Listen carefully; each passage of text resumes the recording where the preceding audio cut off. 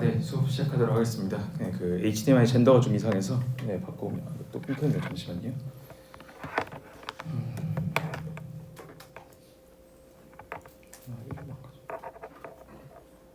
혹시 HDMI to C 있는 사람 있나요? 아무도 없나요? 이게 약간 불안한데. 네, 없으면 그냥 해보도록 최대한 안 건드리고 해보도록 하겠습니다. 뭐 정 안 되면 그냥 뭐 연결 없이 해야 될 것 같고요. 네, 일단 오늘 수업 제대로 하겠습니다. 오늘 서포트 벡터 머신이라고 하는 알고리즘을 배울 거고요. 어떻게 보면은 저의 옛날 생각을 해보면은 굉장히 제일 어려웠던 것 같아요. 제일 좀 이론적으로 좀 어렵고 하는 건데 잘 따라와 주시면 좋을 것 같습니다. 그래서 어떤 거라 보면은 굉장히 이거는 활용도가 높습니다. 제가 처음 배웠던 뭐 KLM이나 이런 것들은 좀 직관적이기는 한데 활용하는 어플리케이션은 그렇게 많지는 않았다면은 이거는 굉장히 많이 쓰이고 어떻게 보면은 딥러닝, 그러니까 지금의 LLM 기반으로 한 딥러닝 이전에 세계를 약간 지배했던 정말 모두가 이거를 썼었습니다. 근데 요즘에는 딥러닝한테 당연히 그 1등 자리는 당연히 내줬지만 근데 좀 가벼운 데이터를 좀 돌리거나 할 때는 아직까지도 현업에서 정말로 많이 쓰고 있는 그런 알고리즘이라고 봐주시면 될 것 같습니다. 그래서 관련해서 알고리즘 쭉 한번 설명을 하도록 해볼게요. 자, 그래서 일단 우리가 지금 계속 하고자 하는 것은 클래시피케이션 문제인 거죠. 어떻게 하면 이거를 제대로 분류를 할 수 있을까를 다룬다고 보면 될 것 같습니다. 자, 그런데 그랬을 때 우리가 좀 더 보자면은 우리 계속 뭐 보는 거 바이너리 멀티클래스 보는 거고 우리는 데이터가 있을 때 어떻게 얘네들을 구분할 수 있는 이 선들을 이 결정 이 분단하는 딱 나누는 이 결정 경계라고 하는데 이 바운드를 어떻게 구할까가 가장 핵심적인 거라고 볼 수가 있는 거죠. 자, 그러면 이러한 상황에서 우리가 봤을 때 지금까지 했던 것들은 뭐 그런 거 있잖아요. 뭐 비슷한 애들을 잡아서 한다거나 뭐 다양하게 우리가 구하는 거였죠. 자, 여기서의 그런 핵심 알고리즘은 뭐냐면은 자, 이렇게 우리가 지금 이 동그라미랑 네모가 있어요. 우리는 이거를 가장 잘 분류하고자 하는 선을 딱 긋는 거예요. 그 여러분들이 그을 때 그럼 어떤 선이 좋은 선이냐라고 해보면은 이렇게 할 수도 있고요. 이렇게 할 수도 있겠죠. 그렇죠? 여러분들이 여기서 뭐가 좀 좋아 보이나요? 이거 조금 계속 불안한데 잠시만요.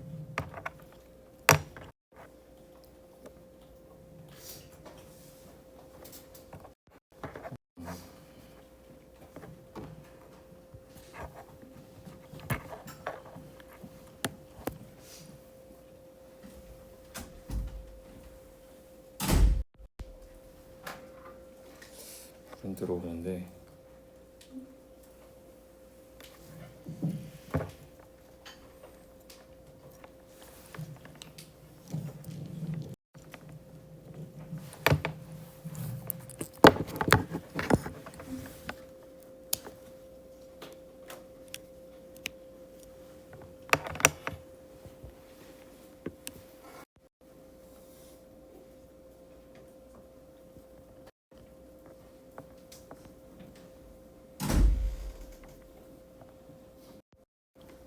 혹시 예, 감사합니다.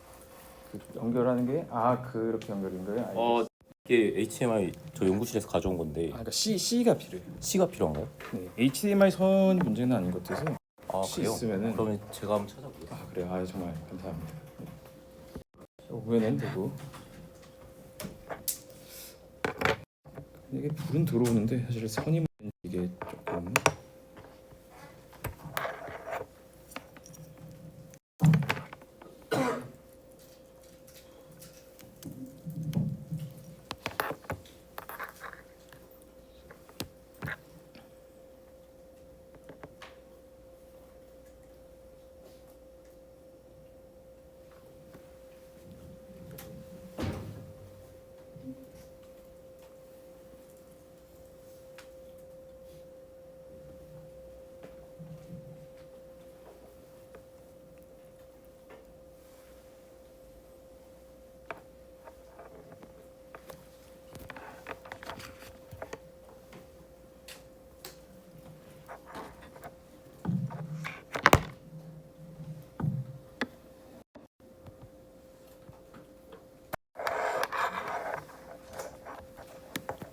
혹시 있나요? 아, 이제 갖고 와도 되는 거죠? 아무튼 잘 봤나? 그거를 끼고 좀더 이렇게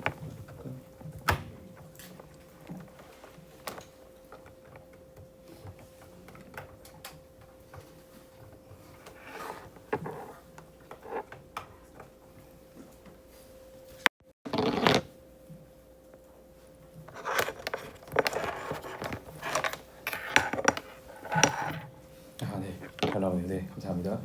네, 그래서 다시 보면은 우리가 여기 페이지부터 다시 좀 보도록 할게요. 자, 지금 여기가 우리가 지금 B1과 B2 어떤 거를 나눠도 우리가 지금 1과 네모를 잘 나눌 수 있잖아요. 그럼 이 중에 뭐가 더 좋아 보이냐라고 하면은 그냥 직관적으로 봤을 때 얘가 더 좋아 보이죠. 그쵸? 우리가 조금 뭔가 더 잘할 것 같고 그렇잖아요. 직관적으로 봤을 때. 그러면 우리가 왜 우리는 B2보다 B1이 더 좋을까라고 사람들이 생각한 거예요. 그 좋은 원인만 알면은 그거를 하는 이 선을 찾으면 되는 거잖아요.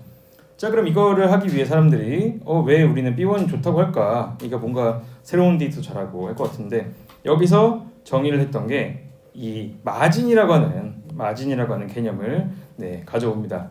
그래서 마진이라고 하면 우리가 보통 뭐 장사를 할 때 뭐 돈 버는 그런 걸 마진이라고 하고 약간 이렇게 그런 마진이라고 하잖아요. 어떻게 약간 여유 같은 이런 느낌. 자, 마진이 그래서 뭐냐면 우리가 왜 B2보다 B1이 좋은가라고 했을 때 이 마진이 좋다는 거예요. 자, B2 같은 경우는 누가 봐도 아슬아슬하잖아요. 조금만 틀리면 여기 틀릴 것 같고, 그렇죠? 불안불안한데 B1은 이 마진, 네 가지가 안전한 이 위치가 훨씬 더 크다고 보는 거죠. 그래서 여기서 마진이라고 하는 개념이 나옵니다. 마진은 정의가 가장 가까운 이런 데이터, 이런 가까운 데이터들 간의 거리를 의미를 하는 거예요. 그래서 우리는 이 마진을 최대화하는 선을 찾자고 우리가 문제가 바뀌는 거죠. 자, 그래서 여기서 개념이 몇 가지가 용어 조금만 보도록 할게요. 용어가 그렇게 안 나왔는데, 자, 그래서 우리는 이 데이터가 x라고 하는 데이터라고 하면은 우리는 이 마진을 최대화를 해야 되는데, 그래서 우리는 제가 여기서 파란색으로 표기하는 이 부분을 최대화를 시켜야 한다는 거죠. 여기를 최대화 시켜야 하는데, 근데 이랬을 때 우리가 지금 또 생각을 해봐야 되는 게 그럼 이걸 어떻게 정의할 건가를 보는 거죠. 그러면은 여기서 정의하는 게 가장 가까운 애들 간의 거리가 마진인 거잖아요. 그렇죠? 어떻게 보면은 그러면은 얘를 뭐라고 하면은 얘를 우리가 서포트 벡터라고 합니다. 예. 그래서 이 이름이 서포트 벡터 머신인 거예요. 이런 서포트 벡터라고 얘기를 합니다. 그래서 가장 가까운 이걸 서포트 벡터라고 하고 거기와의 거리를 최대한 하는 그런 선을 구해야 한다고 보는 거죠. 자, 그래서 그럼 이 수식을 한번 표현을 해보면은 얘가 WTX 플러스 B라고 하는 선이 있다고 해볼게요. 그래서 우리가 목적은 뭐냐? WTX, 그러니까 W랑 B는 구하는 거고 X가 여기 이제 데이터가 정보가 들어가는 거죠.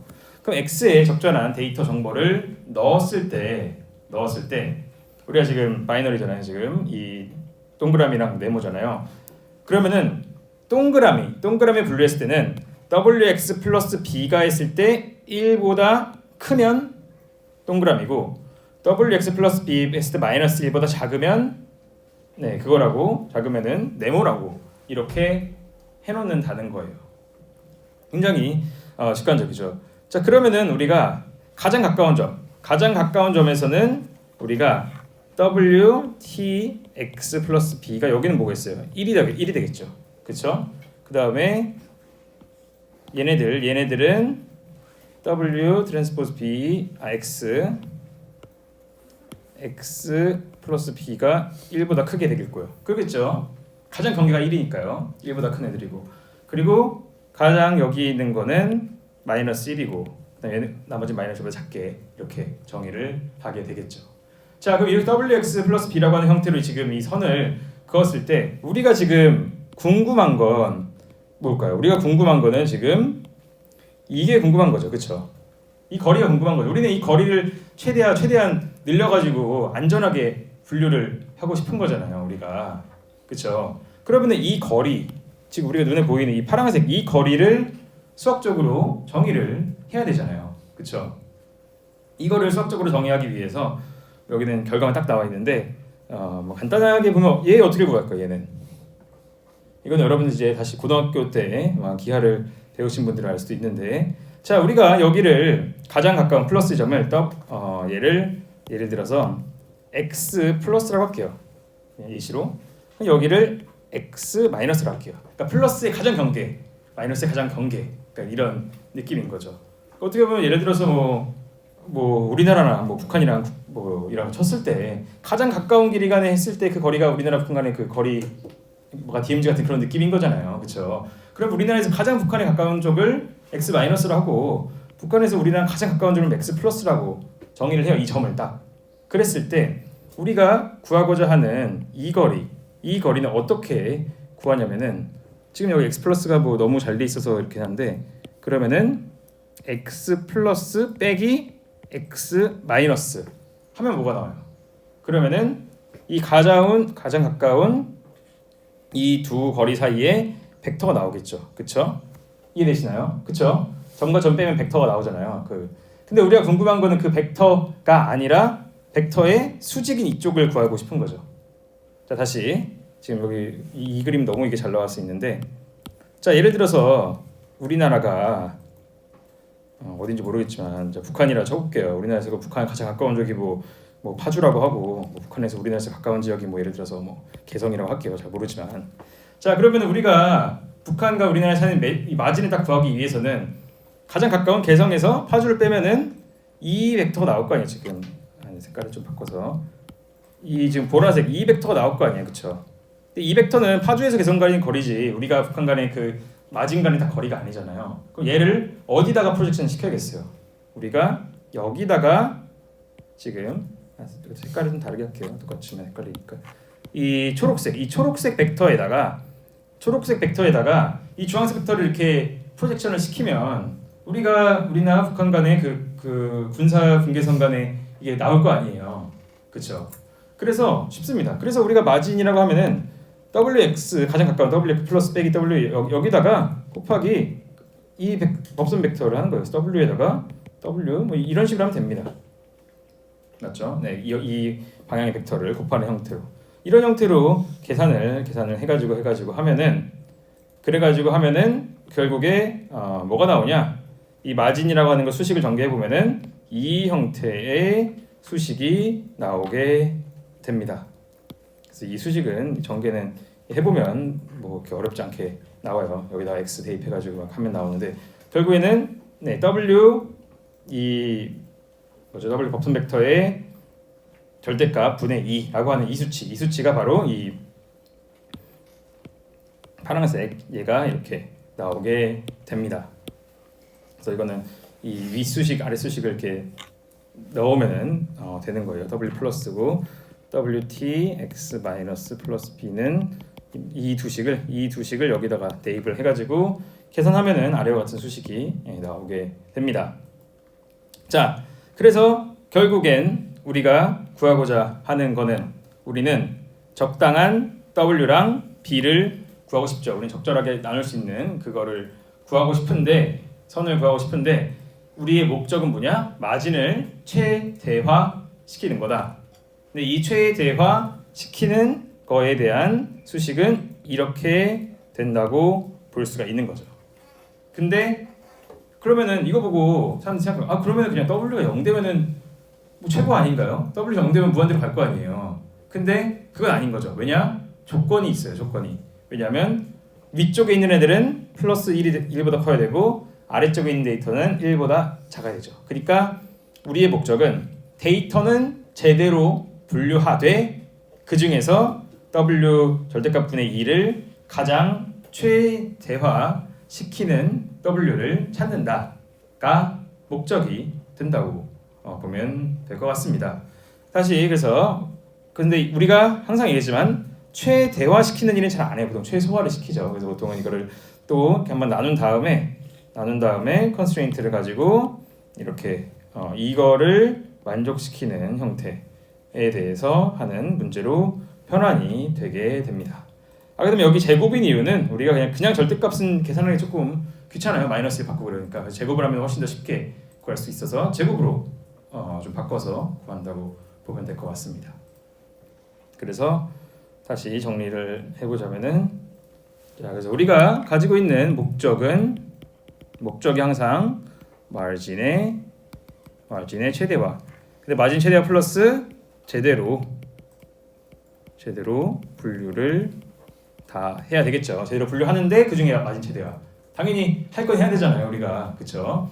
그래서 마진 최대화를 하다 보니까 마진 최대화가 계산으로 해보니 W 이거분의 2를 최대화 하는 건데 이거 뭔가 W 분모 있으니까 복잡하니까 그냥 2분의 W 최소로 바꾸자. 근데 그냥 절대값 하나도 복잡하니까 그냥 W 제곱 최소로 바꾸자 라고 이렇게 지금 온 거예요, 우리가. 그 다음에 자, 제대로 분류하자는 아래와 같은 이수식이고, 이 수식은 하나로 표현하면은 yi w 트랜스포스 xi 플러스 b가 1보다 크다 이렇게 나오게 됩니다. 이거 왜 그러면 w가 1 마이너스 1이니까 그냥 이 두 수식을 그냥 한 번에 그냥 표현한 깔끔한 식이라고 생각을 해주시면 될 것 같아요. 자, 그래서 우리의 목적이 어떻게 바뀌냐? 다시 보면은 w 제곱을 최소화하면서 근데 이거는 만족해야 되는 이 두 가지의 문제의 최적화 문제로 변형이 바뀐다라고 봐주시면 될 것 같습니다. 목적이 이렇게 바뀐 거예요, 우리의 목적이. 왜냐하면 너무 수학적으로 계산이 어려우니까. 자, 그래서 얘를 바꿔서 문제를 풉니다. 그래서 최적화의 문제를 이렇게 하나의 수식으로 표현하면은 우리 미니미지에이션 w 제곱을 줄이는데 서치된 이게 조건이죠. 이게 조건이에요. 조건은 이거를 데이터에 대해서 제대로 분류를 해야 된다라고 나와 있는 겁니다. 자, 근데 이거를 딱 봐도 문제가 굉장히 어려워 보이죠. 우리가 우리가 지난번에 뭐 리니어 리그레션 이런 거는 그냥 최대화 시키면 됐던 문제잖아요. 최소. 그거 얼마나 쉬워요. 근데 여기는 딱 봐도 복잡하죠. 최소화는 시켜야 되는데 우리가 지켜야 될 어떤 조건도 있고 이런 좀 복잡한 문제로 나오게 됐습니다. 그래서 여기서부터 조금 이제 수학적인 게 살짝은 들어가는데 여기서 그럼 뭐가 들어가냐? 여기서 얘기하는 게 그러면은 이렇게 하지 말고 우리가 지금 두 가지를 동시에 하는 거는 원래 어려워요. 우리가 세상에 뭐 당연히 그래서 이거를 하나의 목적으로 표현해가지고 바꿔보자라고 한 거예요. 그럼 어떻게 바꿨냐? 우리가 자 알겠어 이제 iwx 플러스 b 빼기 1이 0보다 크기만 하면 되는 거잖아요. 그쵸? 그러면은 얘를 조건으로 하기보다는 얘도 목적 함수에 좀 넣자 라고 하는 느낌으로 바꾸는 거예요. 이걸 만족하기 위해서 그걸 라그랑지 멀티플라이어라고 하는데 그래서 아래와 같은 수식이 됩니다. 이 아래 수식을 보면은 자 얘를 최소화를 해야 되는데 얘를 최소화를 하는 형태로 구해야 되는데 당연히 얘 최소화 원래 있던 거죠. 그렇죠? 그냥 2분의 1만 지금 뭐 계산된 건데 그건 뭐 중요하지 않습니다. 자, 그다음 오른쪽에 뭔가 하나 딱 붙는데 이거는 지금 우리가 정의를 해놔요. 알파가 1보다 큰 알파가 붙었다고 했을 때 이거를 지키라고 하는 거예요.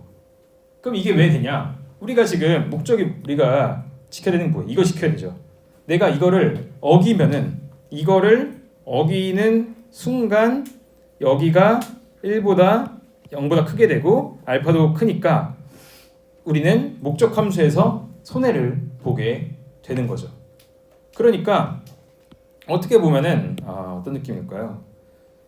우리가 뭐 살아가면서 여러 가지 뭐 과태료나 이런 게 있잖아요. 우리가 문제가 이렇게 있잖아요.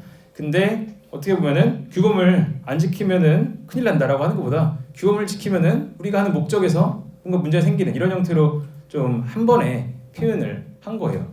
그래서 자연적으로 이거를 지금 여기 빨간색 표기하는 여기를 얘를 줄이면은 위에 있는 것이 동시에 달성될 수 있게 하는 거죠. 그래서 이거에 대해서 미니메이션 얘는 알파는 대신 커야 됩니다. 알파는 왜냐하면 그러니까 벌금 같은 느낌에는 벌금이 커야지 저거를 무조건 지킬 거 아니에요.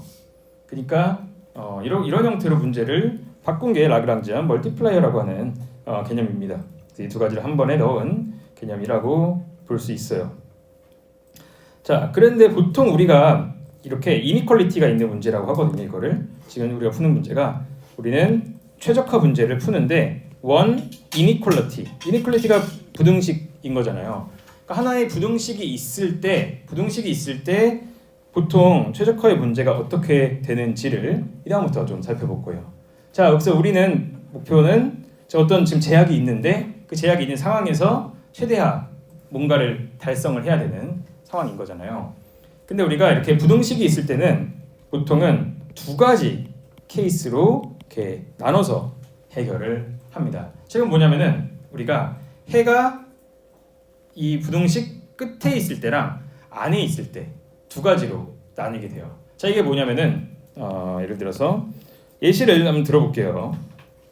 여러분들이 예를 들어서 뭐가 있을까요? 자, 여러분들이 가수 콘서트에 간다고 한번 생각을 해봅시다. 그래서 여러분들이 가수 콘서트인데, 자, 여기가 예를 들어서 가장 잘 보이는 자리예요. 우리는 여기로 가고 싶어요. 우리가 좋아하는 가수를 보기 위해서. 자, 근데 그러면은 이건 무슨 뜻이냐면, 그리고 이 파란색이 경계예요. 우리는 지금 여기 가장 좋은 여기 가고 싶은데 펜스가 이렇게 쳐져 있는 거예요.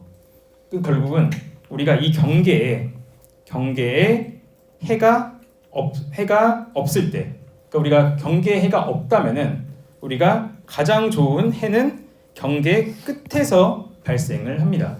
당연한 거죠. 여러분들이 내가 좋아하는 가수를 보고 싶은데 펜스 쳐져 있으면 당연히 끝까지 가서 보잖아요.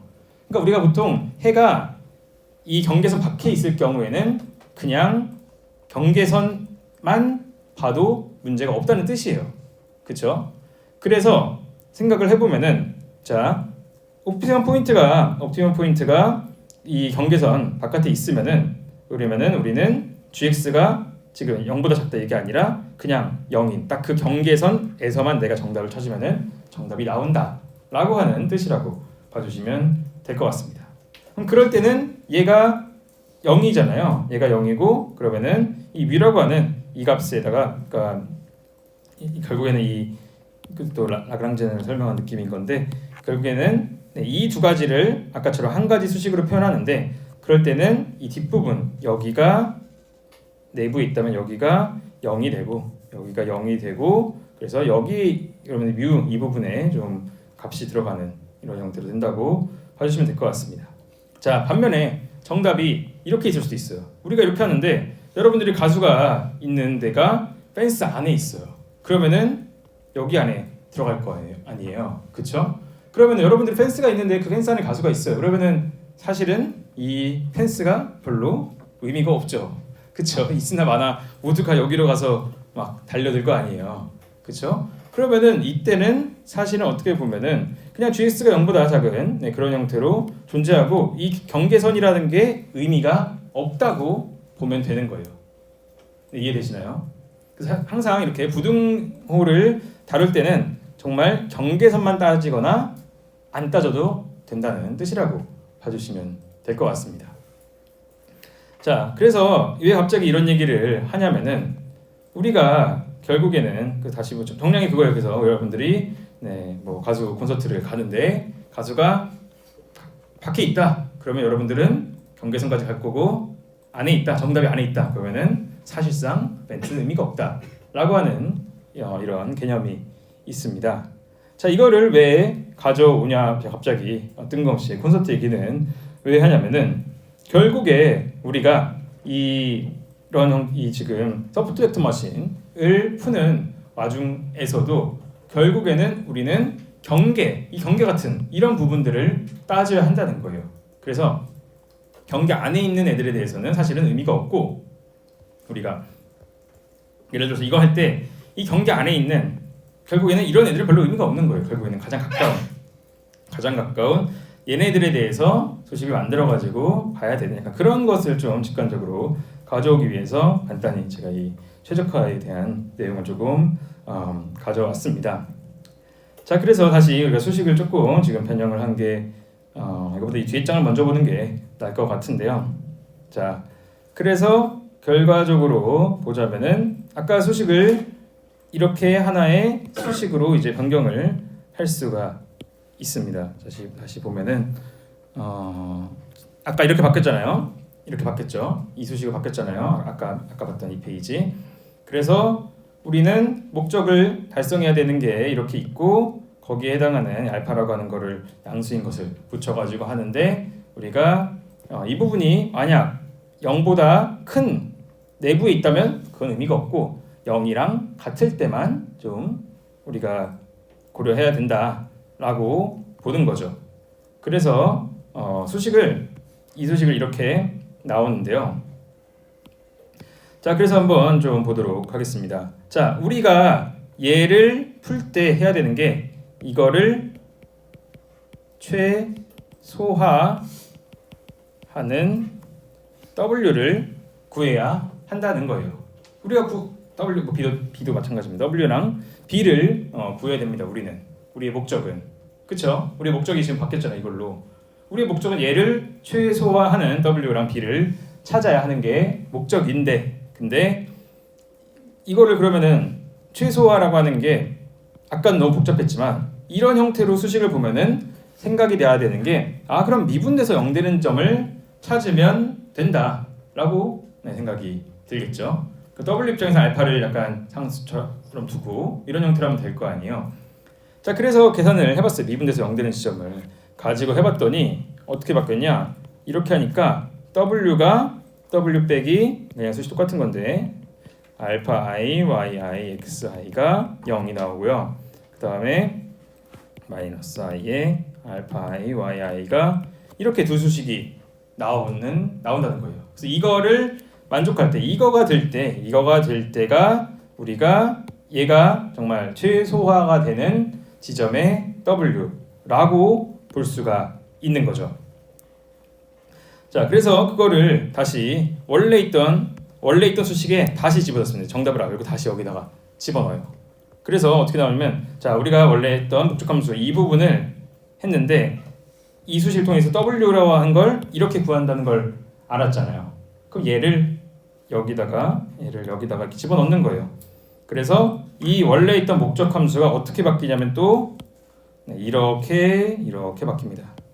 지금 뭐 계속 그냥 바뀌는 것만 설명하고 있는데 그러니까 아까 그 마진이라고 하는 그 개념을 정말 수학적으로 계산하기 위해서 이렇게 계속 지금 쉽게 연산하기 위해서 바꾼다고 보면 될 것 같아요. 계속 바꾸는 거예요. 그래서 바꿔가지고 자, 수식이 이렇게 또 이상한 형태로 복잡하게 바뀌었어요.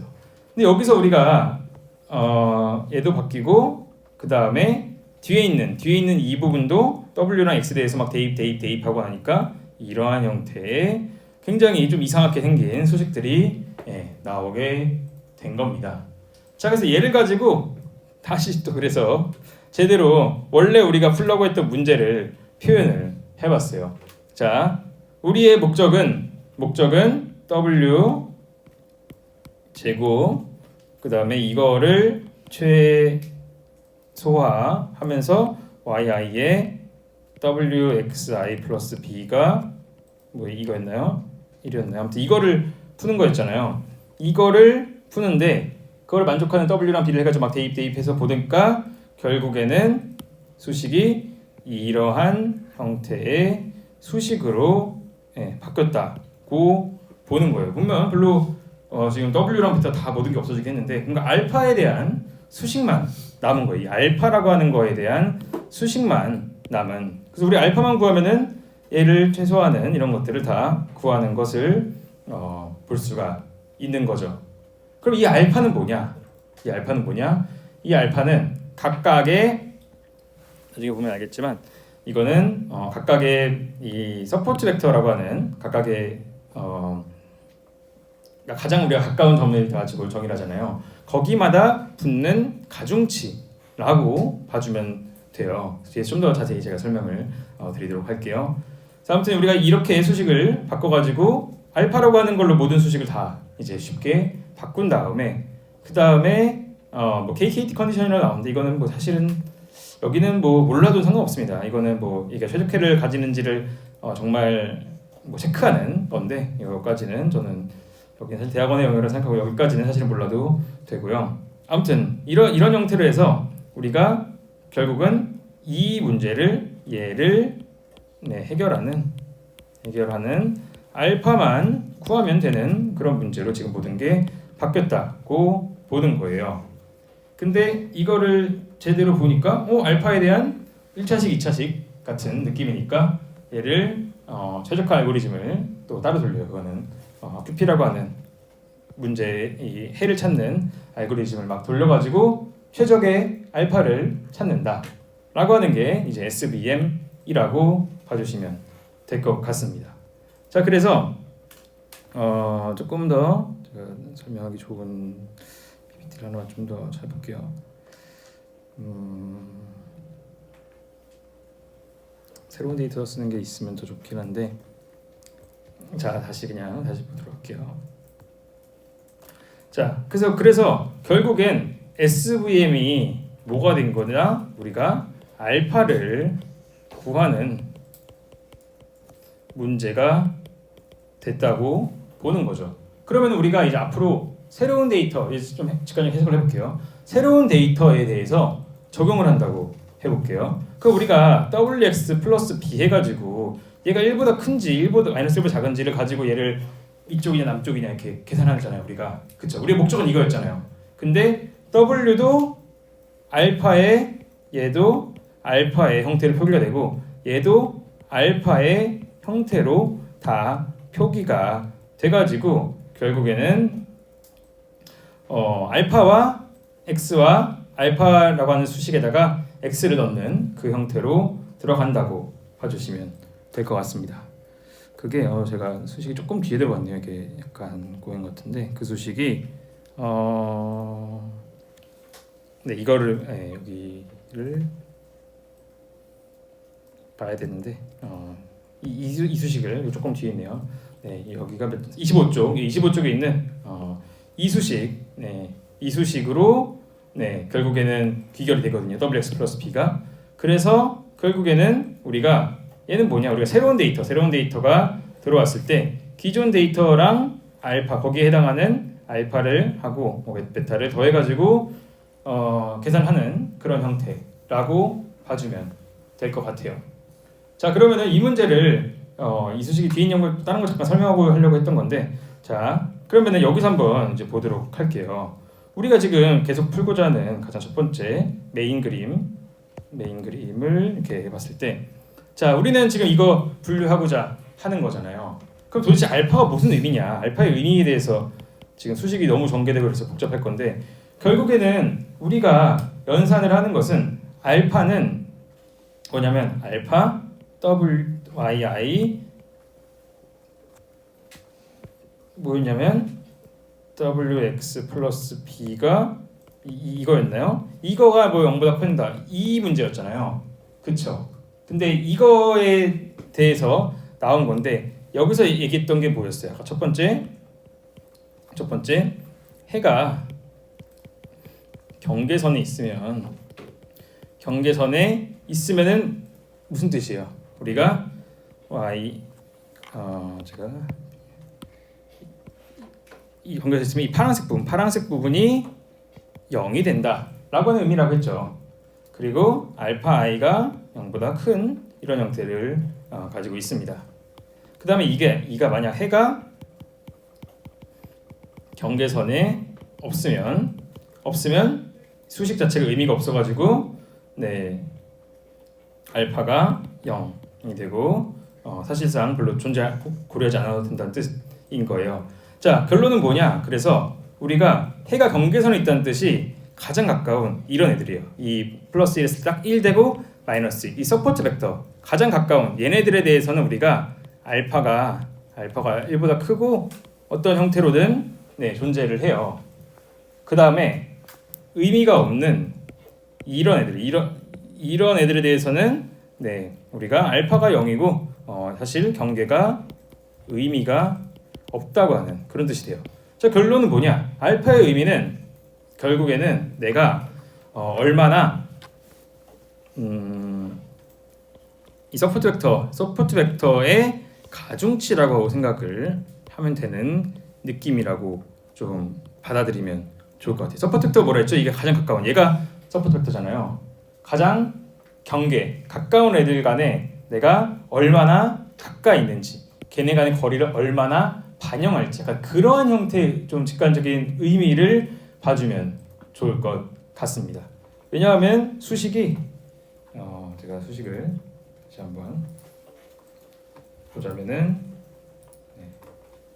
이게 어려워요. 이게 사실은 이거를 알려면 사실 굉장히 또 많은 거를 더 많이 알아야 되는데 자 우리가 그래서 새로운 데이터가 적용될 때 뒤에 있는 수식이에요. 알파 i y i x 트랜스포즈 x 플러스 베타. 자, 이 형태로 계산한다 했잖아요. 그렇죠? 이건 뭐냐면은 우리가 새로운 데이터 이게 뉴 데이터인 거예요. 새로운 데이터가 왔을 때 기존 데이터 이거 기존 데이터죠. 기존 데이터들 간의 거리를 비교를 해서 그들 간의 특정 가중치를 곱해가지고 분류를 하는 것과 동일해졌다라고 여기서 볼 수가 있는 거예요. 자, 이런 느낌인 거예요. 예를 들어서 자, 우리가 계속 한국이랑 북한 비교했으니까 자, 한국과 북한과 여기가 한국인지 북한인지 모르는 어떤 지역이 있어요. 그러면은 한국에서 남한에서 가장 가까운 지역과 북한에서 가장 가까운 지역 두 가지를 비교해 보면서 우리가 지금 어디에 있는지 각각에는 가중치를 곱해가지고 그런 형태로 분류한다라고 보는 거죠.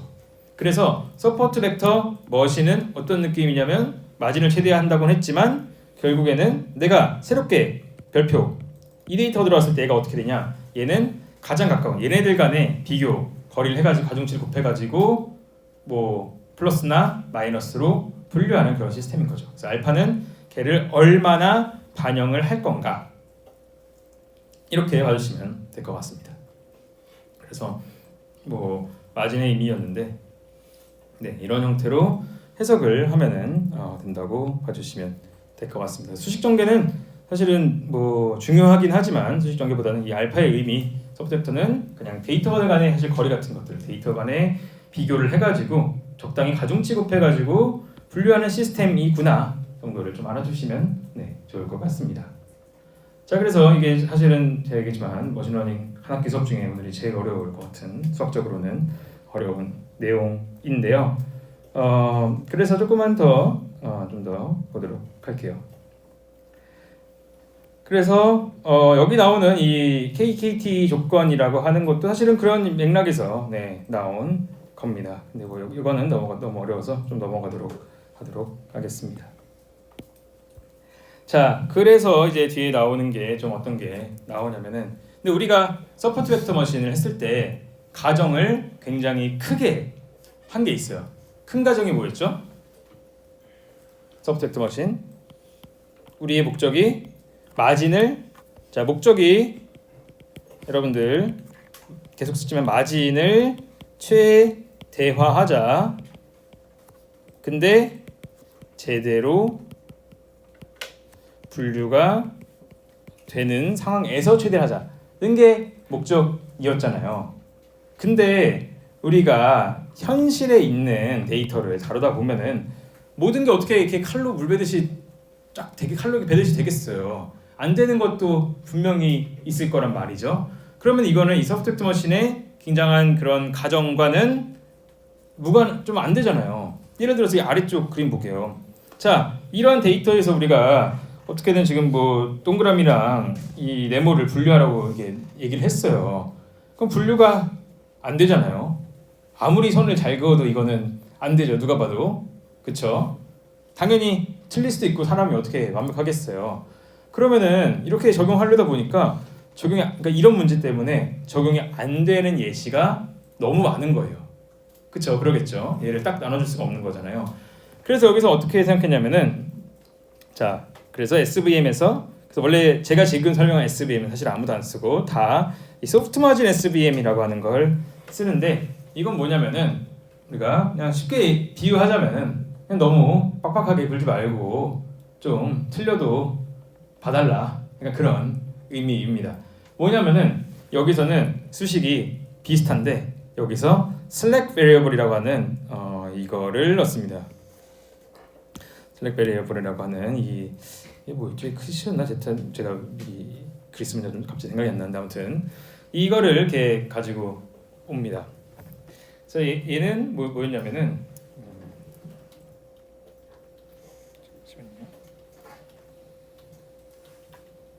몸에서 그리스 문자만 찾아보고 저게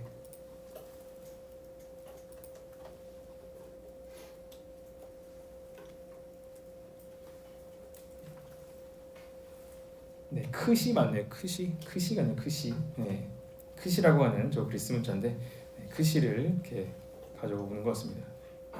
크시나 제타나 근데 비슷하게 생겨가지고 아무튼 네 그런 건데 자 우리가 뭘 갖고 오냐면 자 그냥 좀 봐달라 하는 거죠. 내가 잘하겠는데 잘할 텐데 완벽할 수 없으니까 내가 틀린 건 어떻게 해요? 우리가 아까는 절대 허용 안 해줬잖아요. 근데 여기는 내가 좀 틀리면 뭐 어떻게 해요? 뭐 벌금을 내야죠.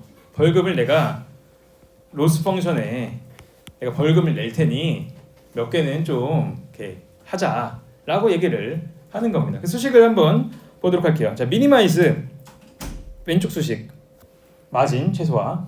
자, 마진 최소화를 하되 우리는 이 슬랙 베리어블 이게 어떻게 보면 약간 연체료 같은 느낌인 거예요. 틀린 부분 연체료를 최소화하자고 하는 거죠. 아까는 절대 허용 안 해줬다면 여기는 아까는 그러니까 연체료 형태로 바꿨는데 연체료가 무한대 같은 느낌이 아까는 절대 안 되는 건데 연체료를 뭐 10만 원으로 해놓고 하자고 보는 거예요. 자, 연체료를 최소화하자 목적도 달성하면서 그 다음에 그러면은 목적 함수가 나오죠. 목적 함수가 나오는데 아까는 완벽하게 하는 거였다면은 우리가 연체료만큼의 이만큼의 어떤 여유분을 준다고 보는 거죠. 완벽하게 딱 1까지 하면 딱 나누는 건데 이만큼은 틀려도 된다. 근데 틀리는 거를 최소화하자. 거기에 대한 가중치가 C인 거죠. 그러니까 사실 C가 어떻게 보면 연체료 같은 느낌인 거네요. C가 한번 내가 틀릴 때마다 10,000원, 그 10,000원 같은 느낌인 거고 크시는 얼만큼 내가 틀렸냐, 약간 그런 느낌이라고 봐주면 될 것 같습니다.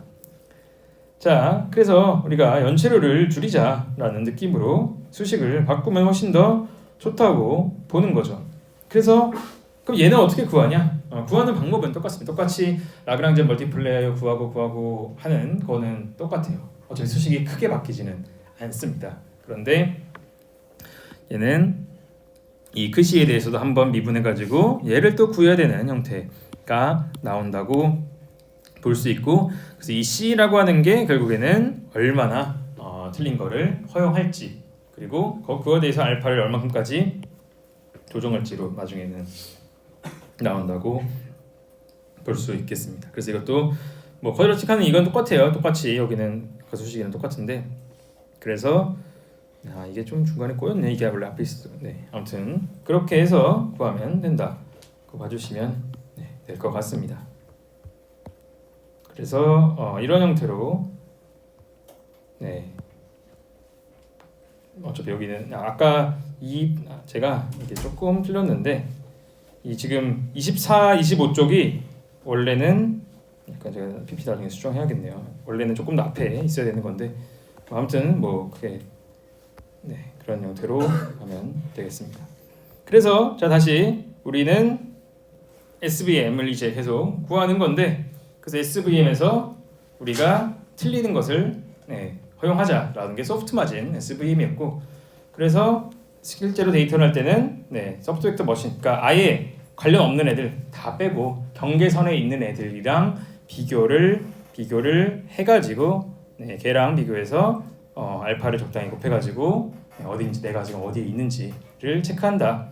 그다음에 에러 있는 것들도 걔네들도 다 고려를 하는 게 소프트 마진 SVM 이렇게 생각을 좀 해주시면 좋을 것 같습니다. 그래서 이 C에 대한 마진을 어떻게 주느냐에 따라서 결국에는 오버피팅과 언더피팅의 문제가 좀 나오게 되는 거죠. 너무 빡빡하게 할 건지 너무 또 근데 막 이렇게 C를 허용해줘도 또 안 좋죠. 그 적당한 C를 조정해서 우리가 데이터가 지금 어느 상황에 있는지 더 쪼여야 될지 풀어줘야 될지 그런 것들은 적절하게 구하면 되는 그러한 형태라고 봐주시면 될 것 같습니다. 그래서 여기서 뭐 좀 어렵긴 했는데 기본적으로는 아무튼 SVM은 기존 데이터 간의 거리 같은 것들을 구해가지고 그 가중치를 곱해가지고 하는 거다. 그래서 가장 경계선에 있는 부분들이 지금 서포트 벡터라고 봐주시면 되겠습니다. 그래서 이렇게 선으로 쫙쫙 그어가지고 한다고 봐주시면 될 것 같아요. 그래서 서포트 벡터 그 다음에 이렇게 봐주는 거 있잖아요. 이게 봐줬던 거 얘네들도 다 서포트 벡터에는 들어갑니다. 왜냐하면 거기다 경계 같은 중요한 요소이기 때문에 봐줬던 것도 다 하나씩은 과거 데이터로부터 들어간다. 그거 봐주시면 될 것 같습니다. 자, 여기까지 좀 이해되시나요? 이게 가장 어려운 내용이라고 저는 생각합니다. 그래서 원래 학부에서 다루는 데도 있고 안 다루는 데도 있는데 근데 요즘엔 또 활용도 워낙 많이 하고 이래가지고 그래도 설명을 하기로 해서 이렇게 갖고 온 거고요. 그래서 뭐 저 같은 경우도 그냥 뭐 또 머신러닝 알고리즘이 있는데 그러니까 머신러닝 풀어야 될 거 있는데 첫 번째로 그냥 아무 생각 없이 그냥 대입하기 좋은 게 전 SVM이라고 SVM과 뒤에 나오는 디시전 트리 그러니까 뭐 나중에 알고리즘 몇 개 있는데 그런 것 중에 하나라고 봐주시면 될 것 같아요.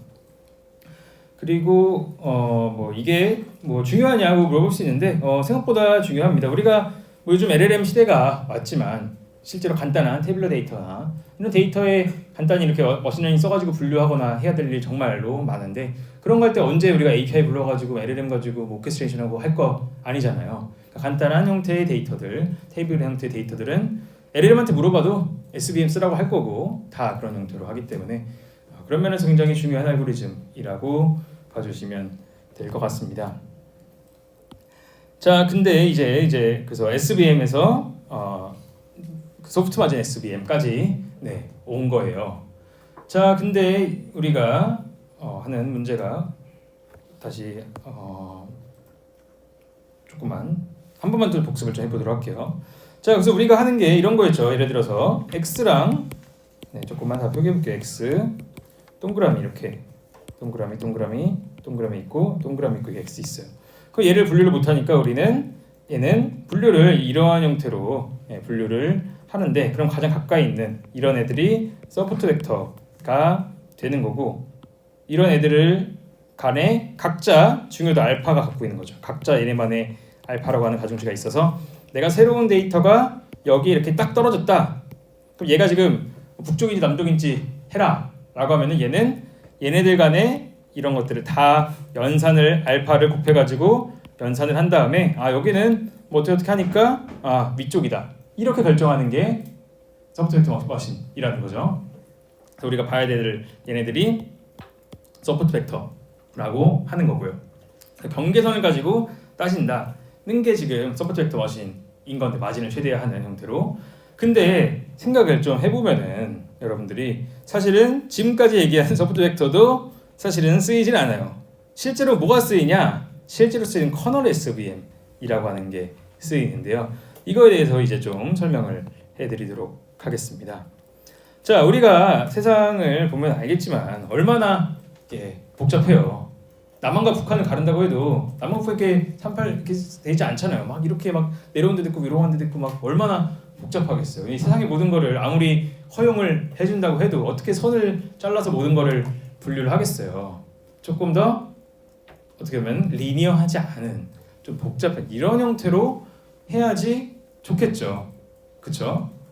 자, 그런 면에서 나온 게 이렇게 서포트 벡터 커널라이즈드 클래시피케이션이라고 하는 굉장히 좀 어려울 수 있는 이런 거라고 볼 수 있는데 자, 이런 거예요. 자, 아래에 있는 어떤 사람이 데이터 이걸 줬어요. 근데 지금의 SVM으로는 절대로 죽었다 깨어나도 이거를 분류할 수가 없는 거예요. 선을 아무리 그려봤자 엄청 많이 틀리잖아요.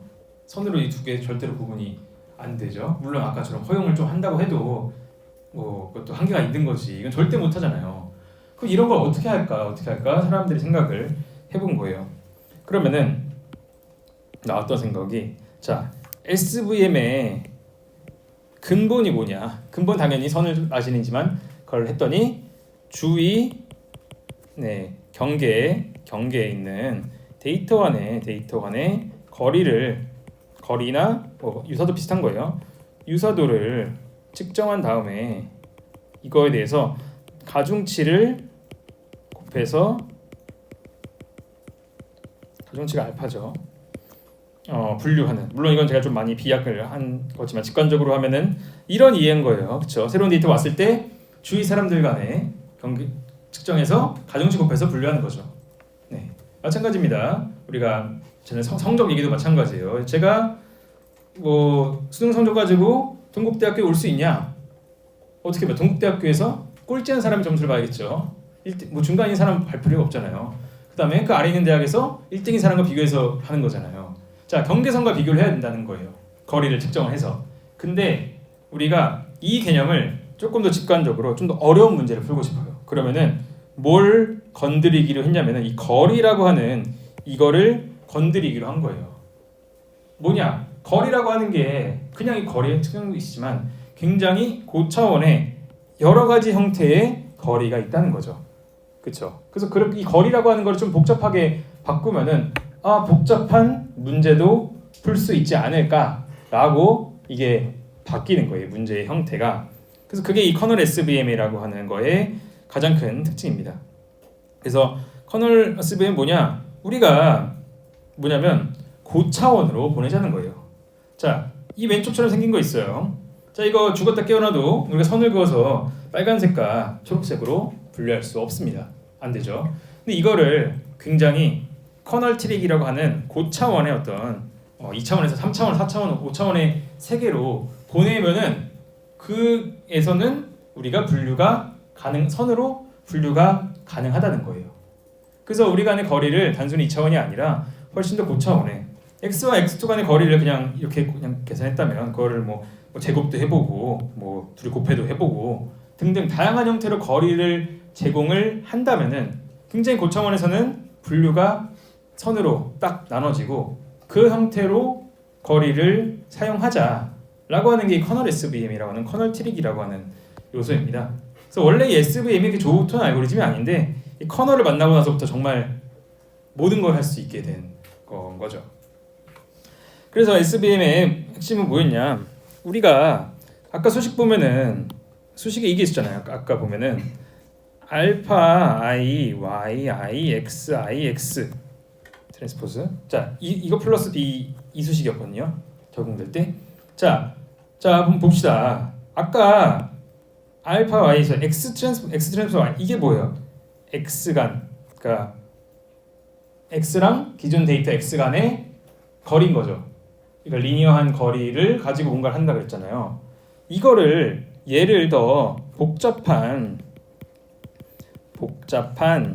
거리를 쓰자고 하는 거예요. 그래서 걔를 이거 한 게 아니라 이런 형태로 해보고 이렇게 바꿔보고 이렇게 바꿔보고 하다 보면은 우리가 데이터들 간의 거리를 좀 더 잘 반영을 해서 더 좋은 알파를 찾을 수가 있다라고 나오는 거예요. 그래서 x 트랜스포즈 x 그냥 replace 이거를 어떤 형태든 고차원에 있는 형태로 바꿔주기만 한다면은 굉장히 쉽게 우리는 이거를 구할 수가 있는 형태라고 봐주시면 좋을 것 같습니다. 그래서 이 커널이라고 하는 것은 뭐 이렇게 원래 뭐 positive defi symmetric이라고 하는 형태 해야 되는 여기는 근데 사실 몰라도 됩니다. 여기는 넘어가도록 할게요. 여기는 몰라도 되고. 자, 아무튼 우리가 이렇게 커널을 아무거나 쓰면 안 되니까 거기에 대한 조건을 조금 걸어놓은 건데 여기는 몰라도 되고 결국에는 아무튼 거리를 바꾼다. 그럼 거리를 뭐로 바꾸냐? 결국에는 여러분들이 사용하는 거는 핵심은 뭐냐? 얘를 가지고 씁니다. 결국 RBF 커널 얘를 씁니다.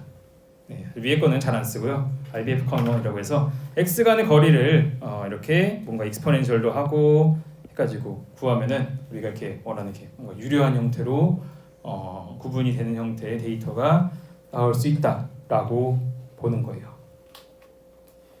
그래서 커널도 아까 똑같은 형태로 구하는데 이 부분 하나만 딱 원래 x 트랜스포즈 x i x j였다면 그거를 커널 계산만 살짝 바꿔가지고 해주면은 훨씬 더 잘 된다. 그래서 모든 게 똑같은데 이 부분만 거리만 계산해서 다르게 한다고 봐주면 되겠습니다. 그래서 뭐 프라이얼 듀얼 뭐 새로운 데이터 모든 게 다 똑같은 거죠. 그래서 마지막에 새로운 데이터가 왔을 때 똑같이 연산하는데 여기도 커널 계산 조금 더 복잡한 형태의 거리만 써가지고 연산을 하면 되는 그런 거라고 봐주시면 될 것 같습니다. 그래서 이게 커널 SVM 옵티멀 솔루션이라고 봐주시면 되겠고요. 그래서 이렇게 하다 보면은 어디까지 갈 수 있냐? 정말 이제 거의 마지막 페이지인데 이런 형태까지 되는 거예요. 이렇게까지. 그래서 이렇게까지 조정이 가능하다. 이렇게 거리를 가지고 잘 하다 보면은. 근데 여기서 하이퍼 파라미터 2개 나오는데 이것만 좀 보도록 할게요. 자, 근데 우리가 커널을 계산할 때 그럼 거리를 우리가 좀 제가 단순한 그냥 평면거리가 아니라 고차원에서의 좀 복잡한 형태의 거리라고 했잖아요. 그러면은 그거를 얼마나 민감하게 반응할지가 이 형태의 감마라고 하는 커널 파라미터가 하나 존재합니다. 그래서 이건 뭐냐? 그냥 x 간의 x의 거리를 얼마나 예민하게 반응할 건지를 반영하는 거로서 이거가 바뀜에 따라서 예민하면 어떻게 돼? 예민하게 바뀔수록 조금 더 오버피팅이 되는 이런 형태가 되고 너무 좀 이렇게 생각 안 할수록 이렇게 왼쪽과 같은 이런 형태가 나오게 됩니다. 그 다음에 또 중요한 게 C, 아까 허용도 마찬가지죠. 허용도 틀린 거를 정말 좀 여유롭게 해줄지 아니면은 정말 스트릭트하게 딱 잡을지. 그래서 이 C랑 감마에 대해서 이렇게 나와가지고 결국 여러분들이 이제 뭐 다음 주에 또 이제 실습을 할 텐데 실습에서 중요한 게 뭐겠어요? 결국에 중요한 거는 우리가 트레인 밸리데이션 테스트를 보면서 지금 내가 지금 잘하려면은 C를 올려야 될지 줄여야 될지 이런 게 중요한 거잖아요. 그래서 그런 거를 결정할 때 이런 형태로 바뀐다라고 봐주시면 좋을 것 같습니다. 그래서 보면은 여기 그림이 좀 잘 나와 있는데 여기서 지금 이렇게 뭔가 동그라미 이렇게 표기가 이렇게 되어 있는 게 보통 이렇게 서포트 벡터를 표기한 것 거예요. 그래서 서포트 벡터를 표기를 해가지고 그냥 좀 경계나 이런 거에 미치는 것들을 표기한 형태라고 봐주시면 될 것 같습니다. 그래서 근데 문제가 이 서포트 벡터는 그래서 예를 들어서 이 커널을 쓸수록 서포트 벡터 개수가 엄청 늘어나요. 왜냐하면 이 결정이나 이런 게 모든 게 복잡해야 되기 때문에 하나하나 다 따지는 거죠. 하나하나 다 따져가지고 하는데 그래서 좀 모델 자체는 조금 더 복잡해진다 정도를 좀 알아주시면 좋을 것 같습니다. 그래서 뭐 지금 여기서 빨간색, 파란색 분류하는데 누가 봐도 이런 것들이 훨씬 오른쪽에 있는 것들이 복잡하잖아요. 그럼 얘네들은 하나하나 모든 것들 간에 다 따져가지고 거리를 측정하고 아니면은 좀 무심하게 이렇게 그냥 선 하나 가지고 딱 할 거면은 그냥 간단하게 되고 뭐 이런 형태라고 봐주시면 될 것 같습니다. 그래서 오늘 뭐 서포트 벡터 머신에 대해 설명했는데 좀 항상 어려운데 많이 활용되니까 알아주시면 될 것 같고 뭐 수식은 아까 커널 제가 좀 넘어갔던 KKT나 뭐였죠 아까 뭐 그런 뭐 커널 PST 커널 이런 거는 제가 그냥 넘어가서 그런 것들은 그렇게 크게 고려는 안 해도 될 것 같고 왜 어떻게 쓰는 알고리즘인지 어떤 형태로 구하는 건지 그다음에 얘는 이렇게 결정이나 이런 게 논리니어하다 그게 사실은 가장 중요하다고 볼 수 있겠습니다. 그래서 논리니어를 하는 가장 간단하고 좋은 알고리즘입니다. 그래서 저는 이 딥러닝 시대가 오기 전에 정말 한 시대를 풍미했고 지금도 많이 쓰이는 알고리즘이다 라고 봐주시면 될 것 같습니다. 그래서 가장 어려운 SVM 오늘 설명 여기까지 할 것 같고요. 궁금하신 점이 있으시면 나중에 끝나고 또 질문도 해주시고 그래서 다음 주 월요일에는 또 관련된 실습을 또 하면서 여러분들이 실습할 때 그런 것도 좀 C도 바꿔보면서 감마도 바꿔보면서 좀 감 잡으면 좋을 것 같고 아마 다음 주 정도 수업하고 그 정도까지가 시험 범위가 되지 않을까라고 생각을 하고 있습니다. 그러면 여기서 오늘 강의는 마무리하도록 하겠습니다. 감사합니다.